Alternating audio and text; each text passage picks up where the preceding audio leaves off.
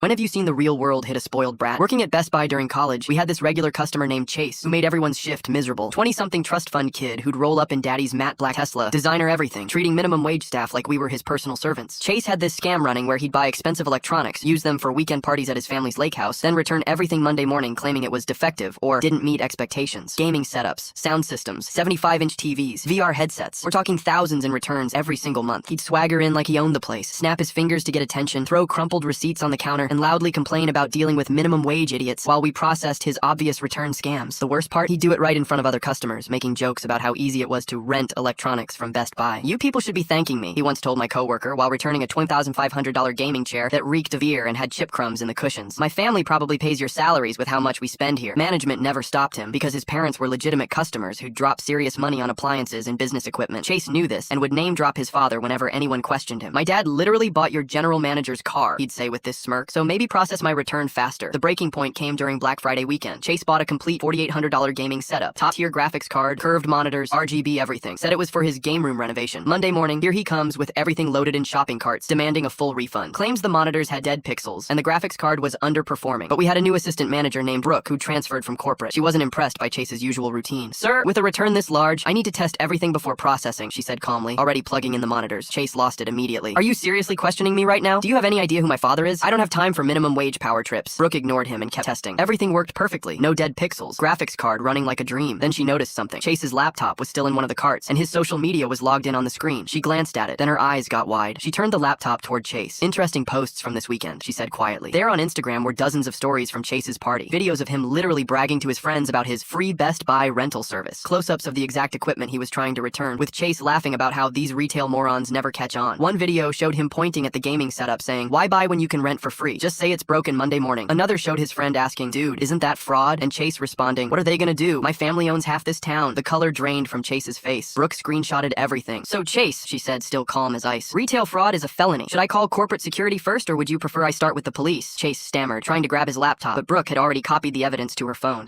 Those videos are, that's not," he managed. "Get out," Brooke said simply. "Leave everything here and get out. If you come back, I'm pressing charges." Chase practically ran for the exit, leaving $4,800 worth of perfectly good equipment behind. We never saw him again. Turns out Brooke had been tracking return fraud for corporate. Chase's scam had cost the store over $47,000 in 8 months. The whole thing got escalated to legal, and last I heard, Chase's family had to quietly pay restitution to avoid criminal charges. Best part? We got to keep all the equipment he abandoned. Brooke distributed it as employee bonuses that Christmas.